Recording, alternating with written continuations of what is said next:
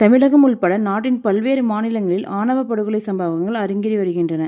இந்த கொலைகளை தடுக்க மாநில அரசுகள் பல்வேறு நடவடிக்கை எடுத்து வருகின்றன.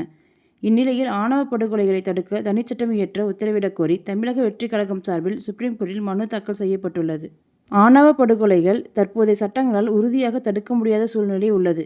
எனவே தனிச்சட்டம் இயற்ற மத்திய, மாநில அரசுகளுக்கு உத்தரவிடக் கோரி த.வெ.க. தேர்தல் பிரச்சார மேலாண்மை பொதுச் செயலாளர் ஆதவ் அர்ஜுனா சுப்ரீம் கோர்ட்டில் மனு தாக்கல் செய்துள்ளார். இந்த மனு சுப்ரீம் கோர்ட்டில் விரைவில் விசாரணைக்கு வரும் என எதிர்பார்க்கப்படுகிறது. பட்டியல் ஜாதி, பழங்குடியினர் வன்கொடுமை தடுப்பு சட்டப்பிரிவுகளில் தென் தமிழ்நாட்டில் உள்ள 9 மாவட்டங்களில் மொத்தம் 3041 வழக்குகள் பதிவு செய்யப்பட்டுள்ளன. இதில் அதிகபட்சமாக மதுரை 514 வழக்குகளுடன் முதலிடத்தில் உள்ளது. தேனியில் 465 வழக்குகளும், புதுக்கோட்டையில் 440 வழக்குகளும் என அடுத்தடுத்த இடங்களில் உள்ளன.